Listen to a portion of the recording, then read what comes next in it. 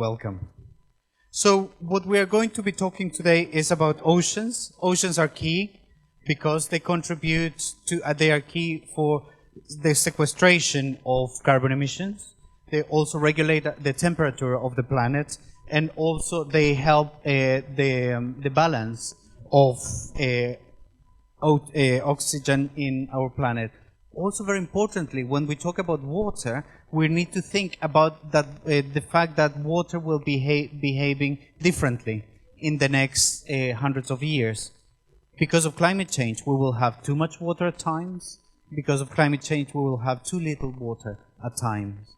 So we need to really rethink about these resources more thoughtfully in terms of oceans and how we actually have to invest. So it is very relevant that we are talking about blended finance, new ways of using the sources that exist in order to really take care of oceans and fresh water. So what we're going to have today is a dialogue, a short conversation around what are the opportunities and what is the new work emerging, these new approaches to think about oceans and fresh water differently. But before we do that, I would like to welcome His Excellency Minister Satki Wahyu Trenggono. He's the Minister of Marine Affairs and Fisheries of the Republic of Indonesia, who is going to provide us with some initial thoughts. Minister? This forum is particularly important, especially as one solution in addressing funding gap for the achievement of sustainable development goals, especially in small island developing states and least developed countries. The ocean plays an important role in the provision of food, especially protein sources for the sustainability of the entire world population, which are affordable and easily available to low-income and food-deficient countries and small island states during economic crisis and empowerment. In addition, the ocean also plays an important role in the hydrological cycle, especially in providing freshwater source to fulfill human needs. However, the pressure of human activity, IUU fishing, climate change, and marine pollution lead to become serious threat for marine resources. Therefore, the development of marine and fisheries sector must place ecology as the common. To ensure that development of marine and fisheries sector is in sustainable manner, it will have to be of blue economy. Every program with emphasis on the one expansion in marine property. Number 2, quota-based sector fisheries. Number 3, development of sustainable marine, coastal, and inland aquaculture. Number 4, surveillance and control on coastal area and small islands. And number 5, cleaning up plastic waste in the ocean through fisherman participation movement now. We call it Bulan Cinta Laut. Every year we do this one. Blue economy is now becomes mainstream in policy decision making, research and technological innovation, as well as economic and industrial development in Indonesia, especially to achieve the triple win, which are ocean health, ocean wealth, and ocean prosperity. First, ocean health implementation of blue economy must ensure the quality and health of the marine, coastal, and small island environment are maintained from threat, including in degradation of economic sector pressures.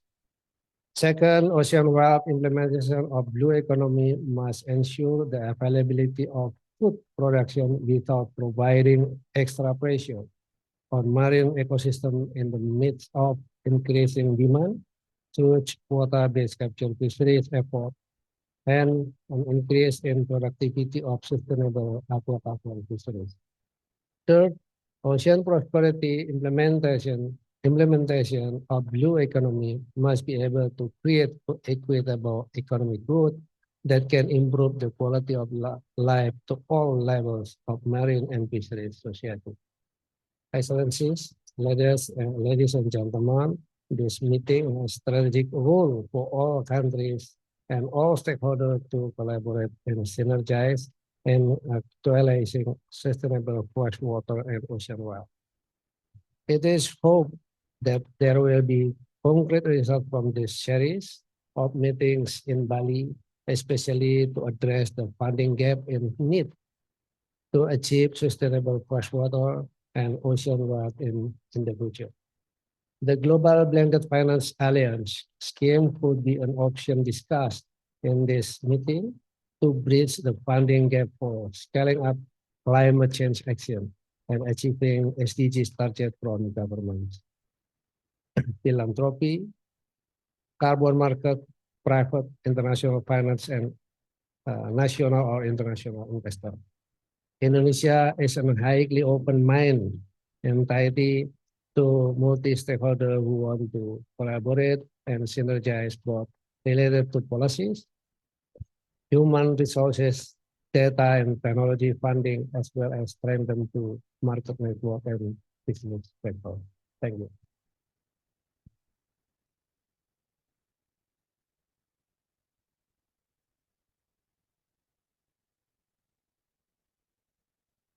Thank you so much, Minister.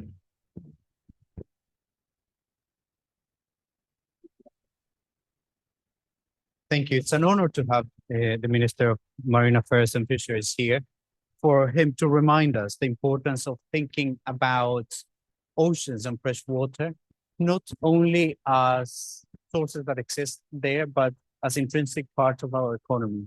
The notion of blue economy is essential, so we can then focus on these three areas highlighted by the Minister. The health is essential for oceans and also for fresh water to keep providing us with resources. The wealth is something we need to recognize, and therefore we need to value.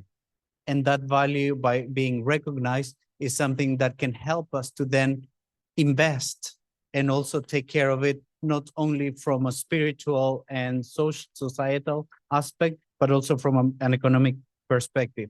And thirdly, recognizing that it's a source of prosperity.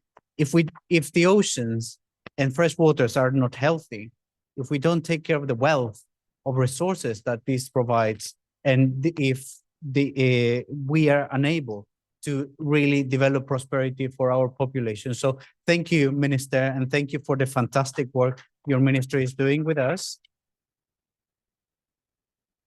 And the World Economic Forum remains honored to support your job, these fantastic projects. So next, we are going to invite a couple of five-started presentations. We have here three fantastic speakers who are going to give us example of how we can start thinking and implementing this approach of rethinking the value and implementing projects that actually consider this high value of oceans and fresh water. So first, I would like to welcome Henk Ovnik. He's the Executive Director of the Global Commission of the Economics of Water, who's going to tell us about their work, and also very importantly, what are the current challenges and how we can see this challenge from a different perspective. Henk, over to you.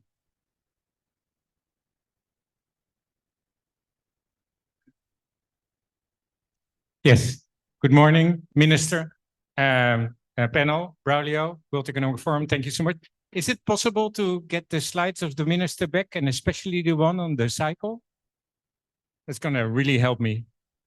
It really complements you on your story, but also on the on that same picture. So I lead the work of the Global Commission on the Economics on Water after 9 years of water ambassadors for the Kingdom of the Netherlands. We had the first UN 2023 water conference, the one on the hydrological cycle, where you had the oceans here and the land there, and right, perfect. And in the lead up to the UN conference, we launched the Global Commission on the Economics of Water for many reasons. It's the third review after Stern on climate and Das Gupta on biodiversity. And it is about understanding how water matters to everything we do. We know, without water, no life, we say. So easy. But then what? Without water, no health, no biodiversity, no nature, no food, no energy. And it's interesting that while we understand no oceans, while we understand that, we also see that water demand is going up 50% by 2030 already. That is around the corner. And water availability is going down. We lose fresh water at a rate unprecedented. And of course, that is impacting, of course, first and foremost, vulnerable community, marginalized communities, but also vulnerable sectors in our economy. When the Ukraine war broke out, Europe was immediately exposed to its dependency on Russian gas. They put together a plan, a contingency plan, but it was also the 6th year of drought in a row. And 25% of energy supply in Europe is one-on-one dependent on freshwater availability that was not secured. There's no contingency plan on the European Union scale to secure freshwater availability for any sector, let alone energy or food. Now, to this part, I want to focus on this. It's a little bit small, but you have to understand that the green water in a hydrological cycle accounts for 45% of all rain on land. So transpiration, or in a chic word, evapotranspiration, is where water is taken in plants and in soil and being transpired into the atmosphere, doing two things, causing emissions and supercharging climate change with more frequent events as a result. But at the same time, it is key in this hydrological cycle to secure that there is actually rain on land. Oceans account for 55% on the rain on land. Our forests, our natural capital, our green environment, where water is regulated, accounts for the other 45%. And that is now under threat because of economic development, impacting forest, nature, and the environment. IPCC report from 2019, Climate Change in Land, tells us that the majority of our global investments, close to 90% and higher, is one, of course, increasing emissions and increasing climate change, but two, is impacting our environment and destroying our resiliency and sustainable capacity for it. The Global Commission on the Economics of Water is focusing on the links between the availability and security of fresh water, of course, in the context of oceans and the whole hydrological cycle, for everyone, the most vulnerable first, and the relationship to any issue in our economy, and how, if we take that into account, we start to look at water from an energy perspective, from a food perspective, from a climate, a biodiversity, a nature, a cities, an infrastructure, and a finance perspective. Water is not taken into account, not as a risk, undermining all these economic developments, but also not as an opportunity. Investing in water trickles down everywhere in our society and our economy. But it takes time. And that means, last part of the fire starter, that we really have to rethink how we do our bookkeeping, you could say, how our modeling is work. Because if investing in water trickles down in our economy, it's not the budget of the water minister that actually feels it in her or his banking account, or the private sector financier that only focuses on water and water-related infrastructure that feels it. No, it will come up because health costs go down. Equity goes up and opportunities for the most marginalized come up. So economic development. Our cities become more resilient, so we have less costs there and more opportunities. But that water investment is not related to that. So the rethinking how we account for water in the context of our sustainable development and our climate action is key. That means longer term horizons that are way more comprehensive, but also include everyone in the lead up to the development of those pipelines. And last, we don't have those pipelines yet. We know that currently, predominantly, our policies and investments are reactive. We are responding to every crisis that is in front of us. And there's enough in front of us. Yeah? from non-revenue water failing in our cities to climate-related disasters and deforestation. That response effort has to become a proactive measure, looking at it long-term, ensuring to account everything from forests to food to farmers and everyone, the most marginalized first in the process of an inclusive, mission-oriented development of these pipelines. And then it can work. The Global Commission on Economics and Water will present our final report in the fall, probably September. We're almost there.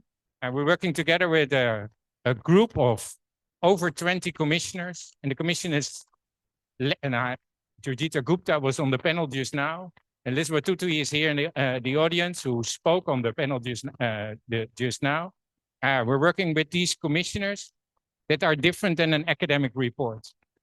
We have President Tharman Shanmugaratnam, Dr. Ngozi Okonjo-Iweala from the World Trade Organization, Mariana Mazzucato and Johan Rockström, Jurjita Gupta, Aram Aravi, Liz Watuti, and many others from around the world to build a movement. When the report is done, the work begins. So we will need all of you to start the implementations of our recommendations as of that.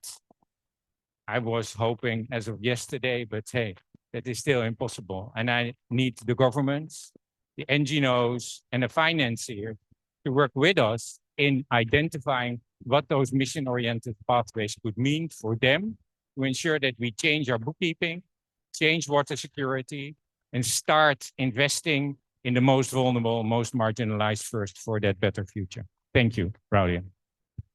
Thank you, Henk.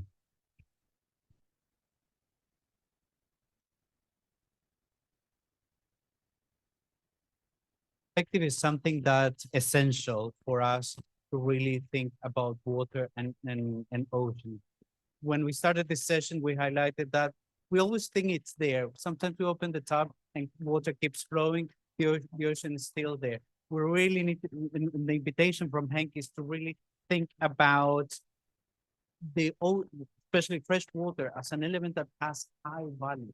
So the reports of the Commission will be groundbreaking in the sense that will help us to articulate that value and really take that new perspective. 2024 is a big year for water, and the invitation is for everyone to remain engaged in these activities. So now I would like to invite Megsani Irmadiani, who is the Senior Vice President and Executive Director of Conservasi Indonesia. Conservation International is one of the world leaders in nature conservation. And it is just such a pleasure to have a representative, the Senior Vice President from Conservasi Indonesia, one of the countries that is taking most action and transformative action in protecting oceans and in protecting fresh water. So, Megsani, if you may, could you please tell us about what are the challenges that are emerging and what is the action that is taking place at the moment? Thank you. Thank you, Braulio, Minister. My pleasure to be here. And we didn't prepare a slide, actually, but maybe we can share a little bit our experiences in Indonesia. We are a national foundation, a yayasan. We are partners with Conservation International and have been working in Indonesia closely with the government, both on the national level, also in the local level and regional level. And what we see the biggest challenge for ocean, especially, and water is really around the future challenges is around resiliencies of these ecosystems, the resiliencies of these economies, and also the resiliency of people. I think this was very much highlighted by the minister's presentation. And one of the key challenges and what are the ways to tackle this actually relies on this understanding.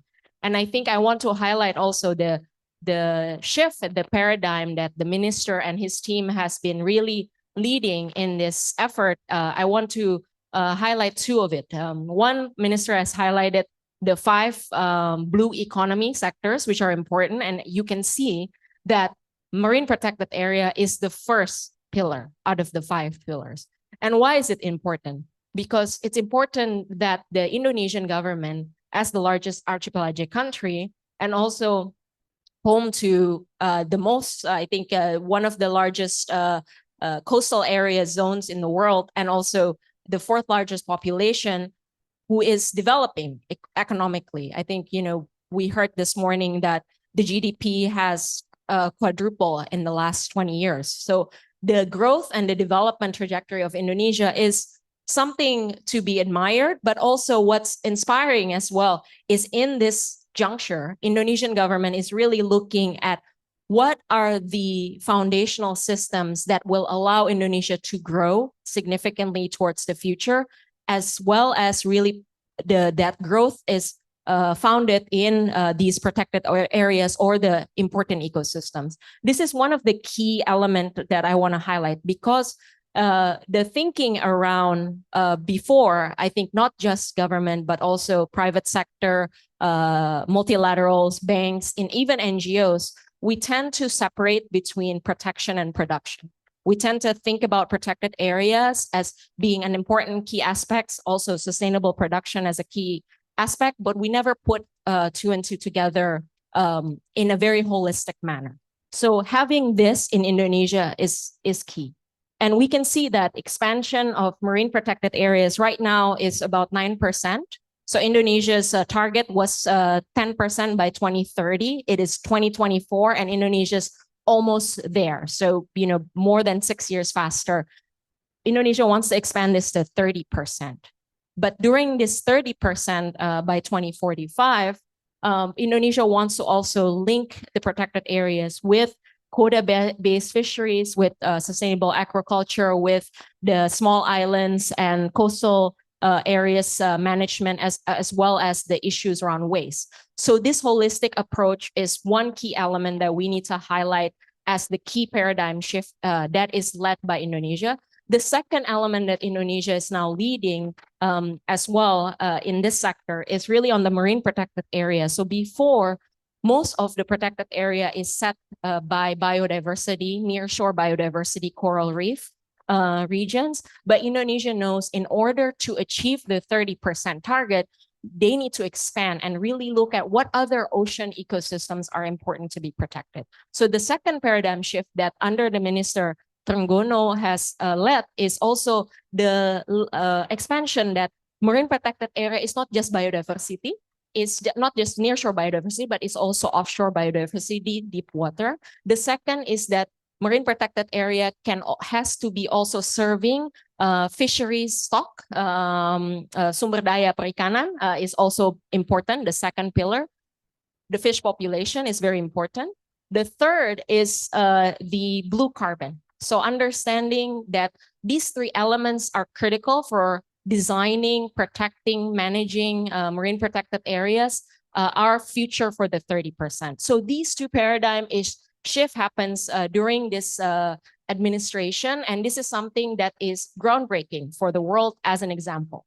So how do you do that? How do we as a non-governmental organization with other partners support this process? So we are supporting this in different elements, both we work on the field level. So we have 13 offices right now in all of Indonesia, spreading from North Sumatra all the way to West Papua and Southwest Papua. But we also work with partners through different elements of development of grant making, like with the Green Climate Fund, and also work with the Global Fund for Coral Reefs and others to support both the protection side, the 30% target, and also the production side with the quota-based, the sustainable fisheries, and also other blue economy sector. So I will give two examples. One of the main example in Indonesia that is now a very good role model for marine protected areas all around the world. It's a gold standard, not just for Indonesian government, but also gold standard for the world is Raja Ampat MPA. And Raja Ampat Marine Protected Area in West Papua, Southwest Papua now, was created, maybe started the discussion, the science, the data gathering about 20 years ago.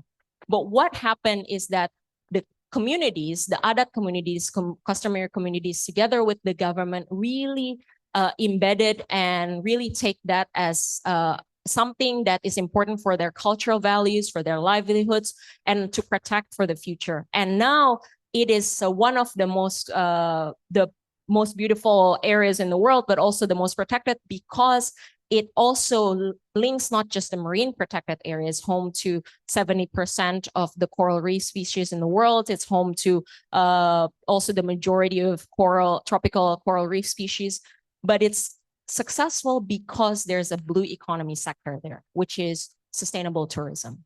So the sustainable tourism over time supports grant mechanism that first came in to develop the areas, to protect the areas. Now the tourism sector is also providing through ticketing fees and other fees, also providing the support for the management of the areas to continuously support and manage these protected areas from further degradation. There's also a lot of activities that we are doing together with the government, as well as other partners around how do you diversify the tourism area so that it's not focused on just single zones that will create maybe over tourism in the future.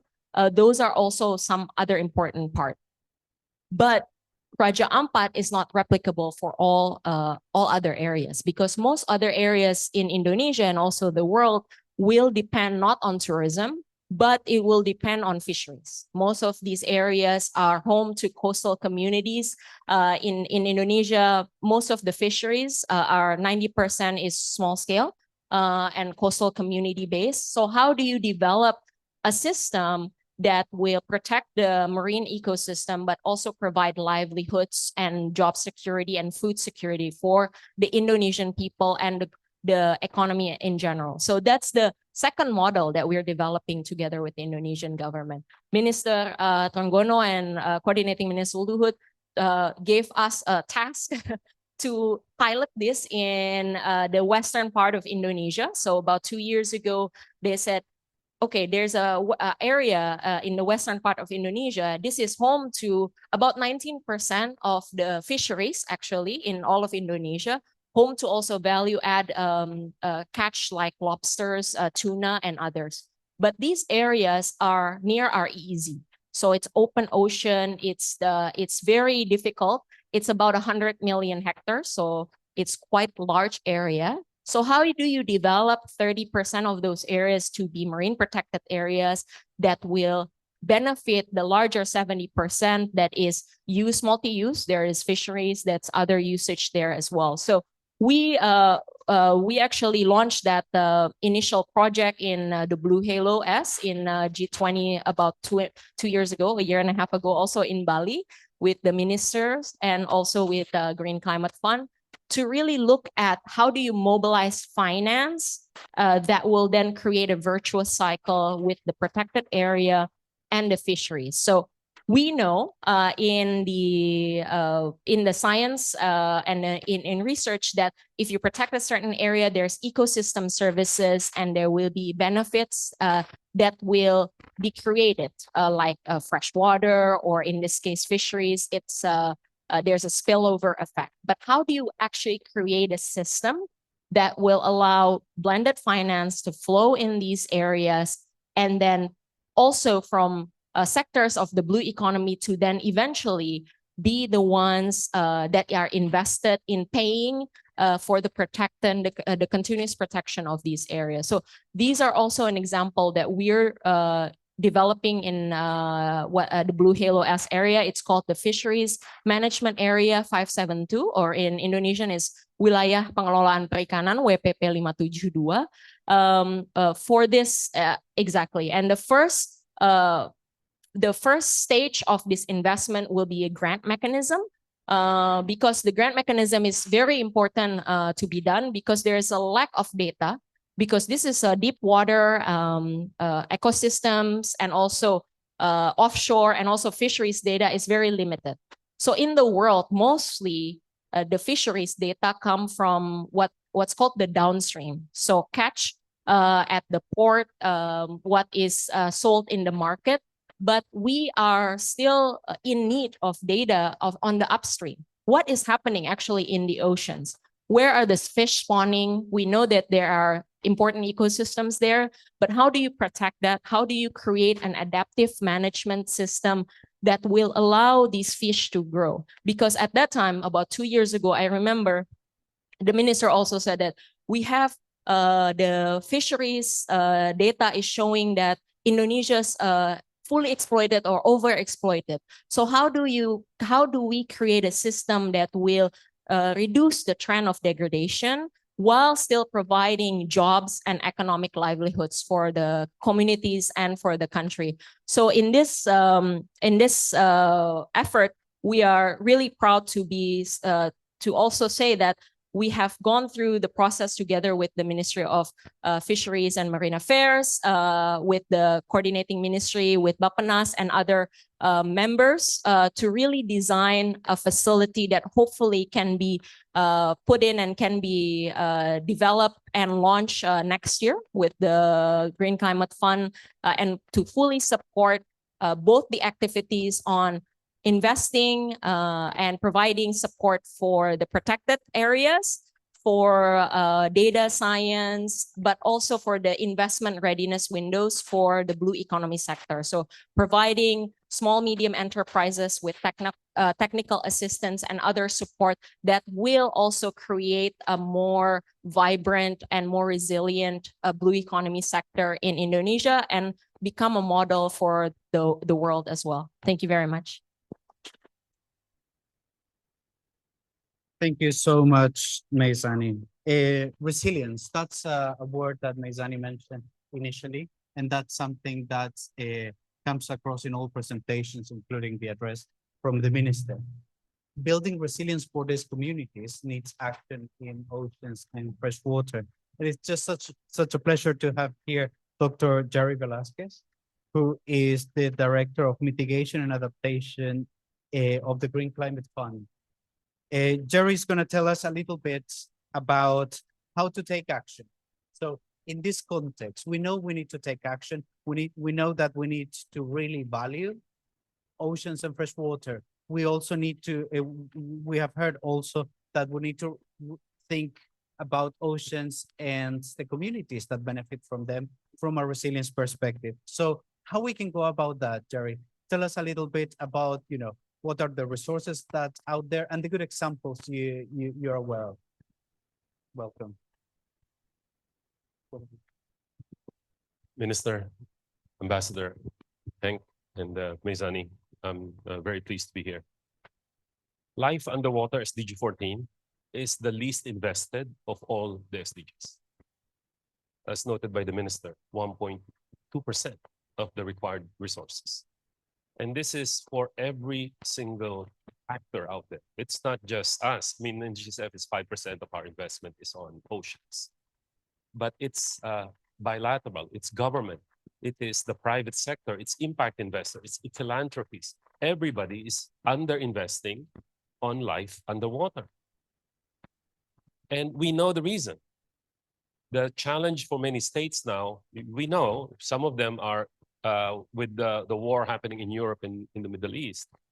And after the pandemic, most of these small island states have a lot of pressure on them. And on top of it, climate change.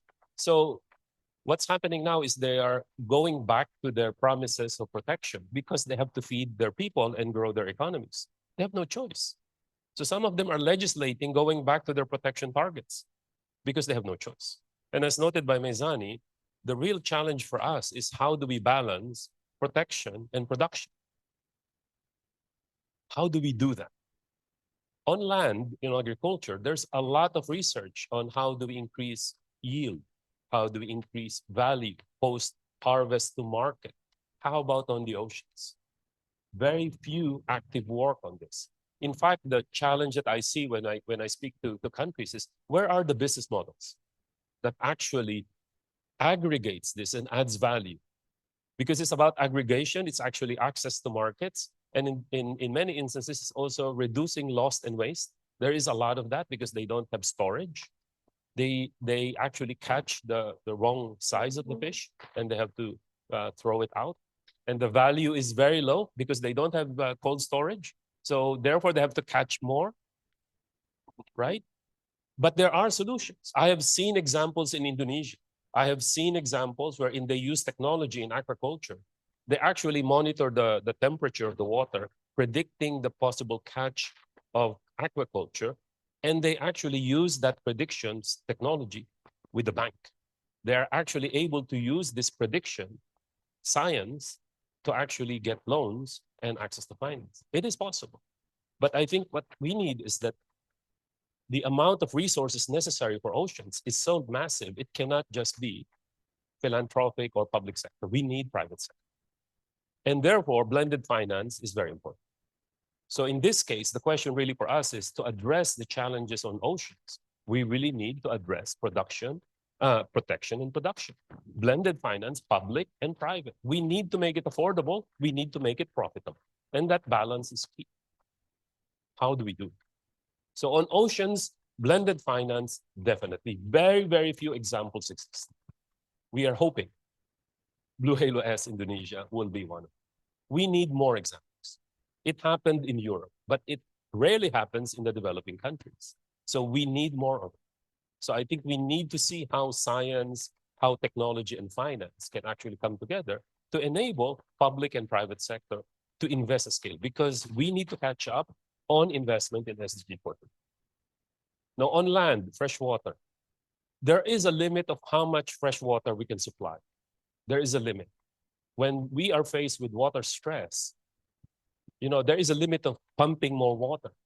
The other option for us is actually be more efficient in the use of water, reducing the demand. And one approach that I think has a lot of potential is actually creating a new asset class, and that's wastewater. Wastewater, we throw it away. We think wastewater is not useful, but it is an asset. We have seen projects wherein we have converted wastewater to useful use.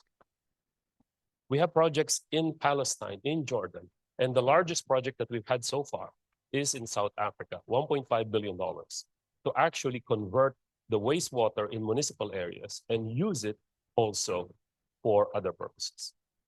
And the work that we've done, again, is blended finance, because what is necessary here is to enhance credit.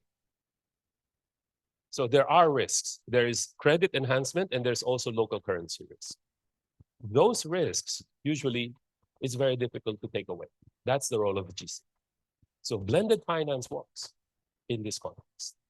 The challenge that we see is that that works in a large country like South Africa. We need to scale it up in smaller countries like small island developing states. We need appetite to actually do this at scale in small island developing states, smaller countries. At the moment, most of our financing are grants on water. It does not mean that it is not important. It is very important. However, it does not scale. There is a limit of what grants can do.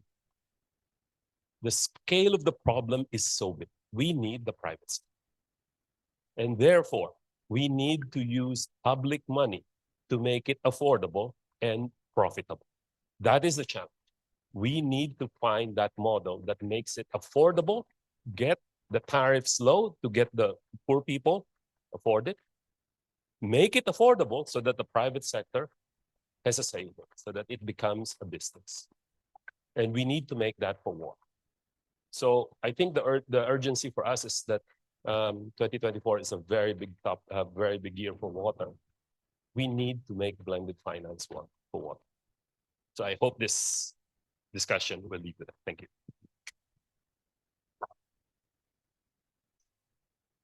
Thank you, Jerry.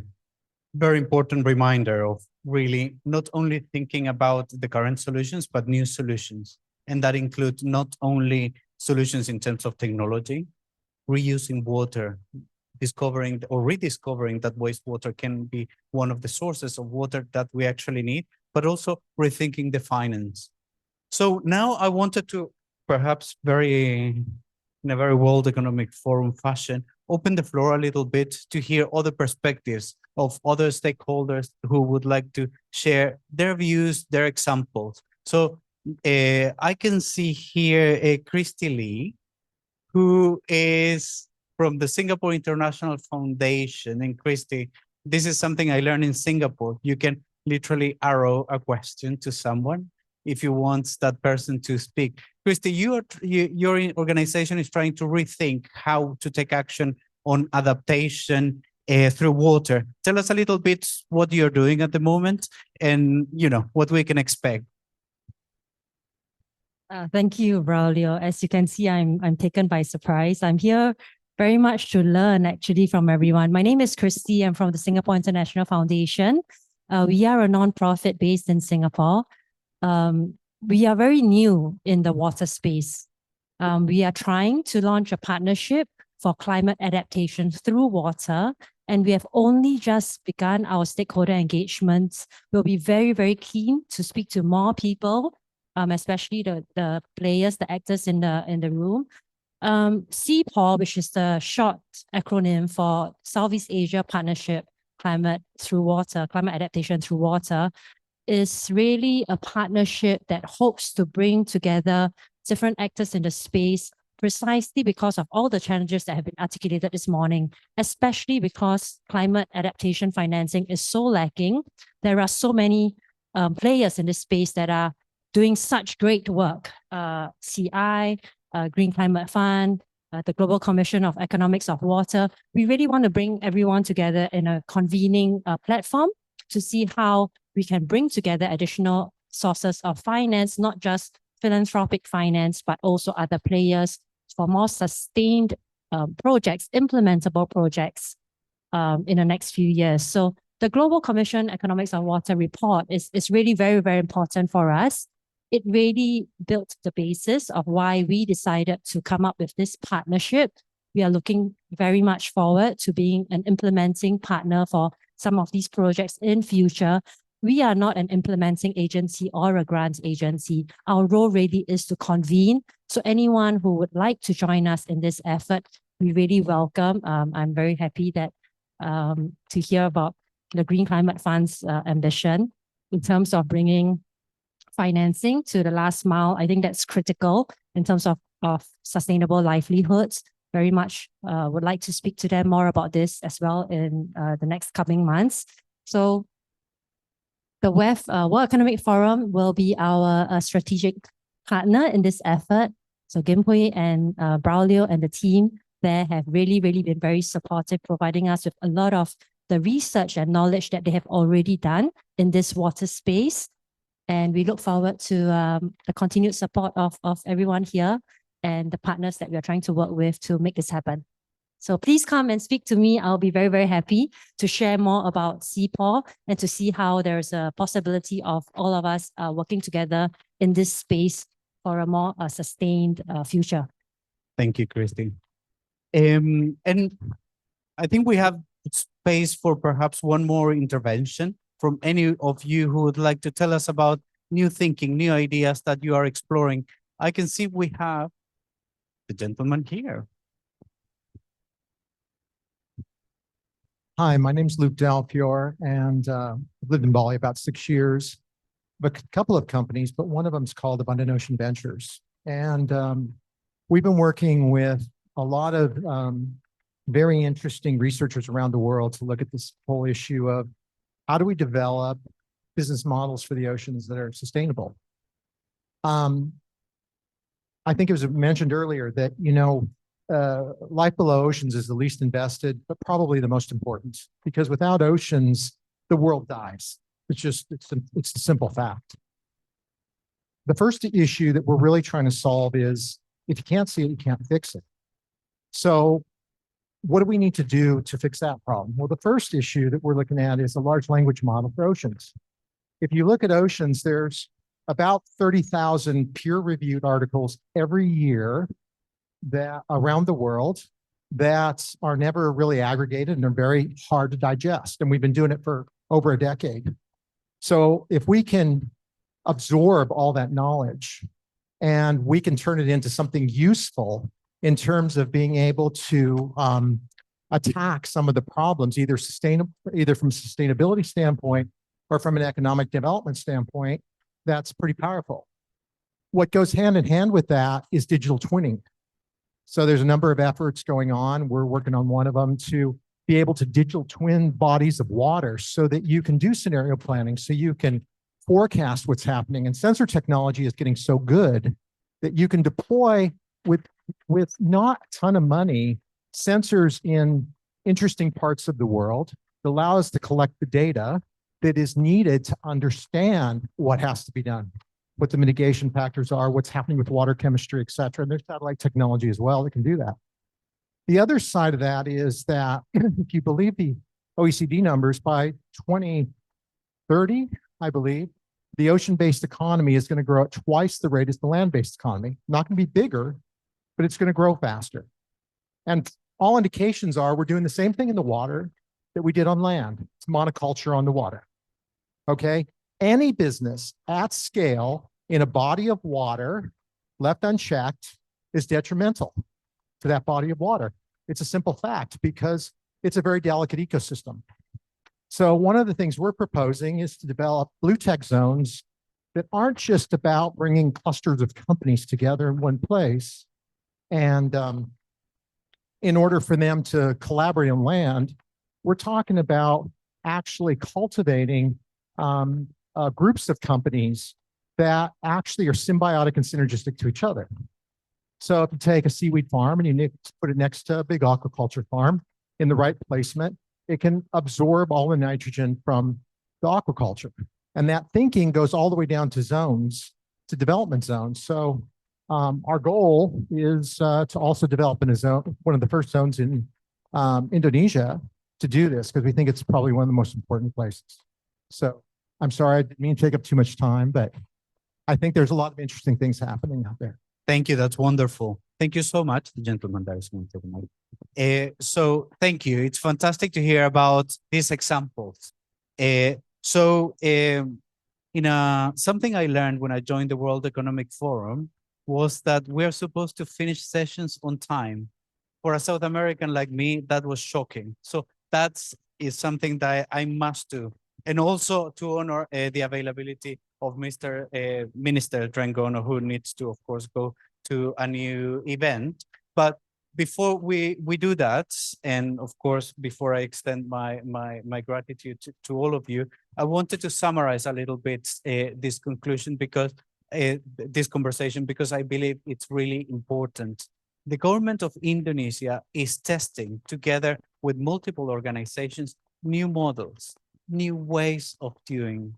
The government of Indonesia is testing an idea that I find fascinating, that conservation is not sufficient, that we need to couple conservation with utilization.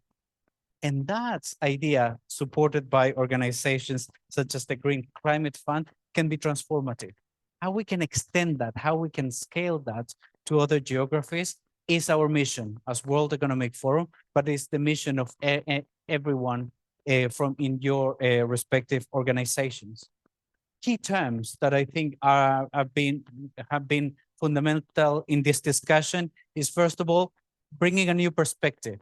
Again, thinking about water, thinking about oceans from the perspective that A, brings value, recognizing that oceans and fresh water have value. Secondly, that this is about the resilience of communities, and this is about the resilience of our planet. And how we deliver resilience? By creating holistic perspectives that consider not only the assets, but also the communities, also livelihoods, also the people and the culture of those who actually work in the ocean, of actually those who benefit and need fresh water. And finally, something that I found very important is about rethinking not only our perception, not only perceptions, but also instruments. Blended finance can play a critical role, and it's just such a pleasure to have key important actors today. So with that, I would like you to, well, give a round of applause to yourself. Thank you so much for making the time.